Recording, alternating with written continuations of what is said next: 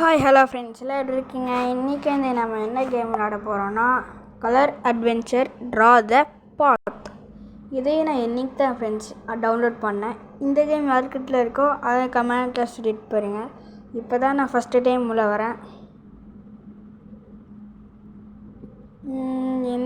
எத்தனை மணி நேரம் ஆகுமா தெரியலையே உள்ள வர்றதுக்கு.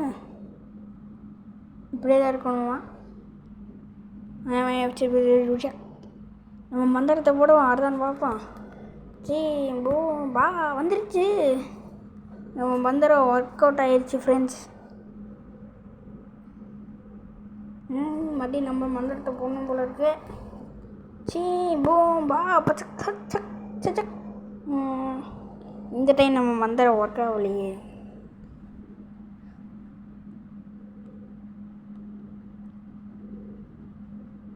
ஒருவேளை இது நெட்டு ஆன்லைனாக இருக்குமோ? போட்டு பார்ப்போம்.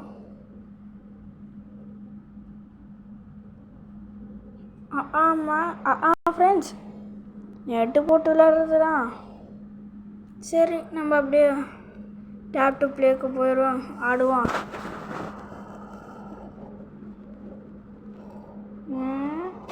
Just out. மறுபடி ஆடுவான். ஃபஸ்ட் ஓவர் சுற்றுலா கொடுப்பாங்கன்னு நினச்சா பெரிய மேட்சவே கொடுத்துட்டாங்க. ஐயோ, என்ன பாஸ்.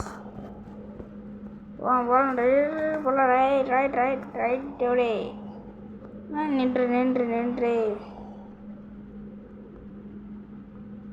பார்த்து அப்பாடா எப்படியோ வந்தாச்சு, ஜெயிச்சாச்சு.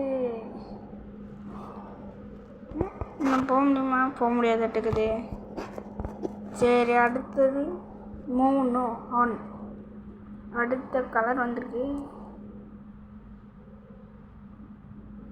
ஸ்ட்ரைட்டாக விட இதுலேயும் நம்ம ஜெயிச்சாச்சு. 2 லெவல் நம்ம ஜெயிச்சு தி நெக்ஸ்ட் லெவல். அடடா, இது நெட்டு கேமுங்காட்டி இது என்னது அது? ஐயா, நெட்டு கேமுங்காட்டி ஆட் வந்துடுச்சு. டக்குன்னு இது கொடுத்துருவோம்.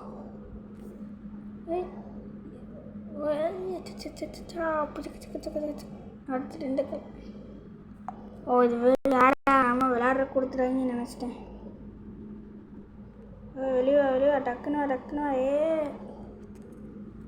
சரி, அடுத்துட்டு விளையாடுவோம். ஆடடா, வந்த ஸ்பீடு முட்டி விட்டோமே.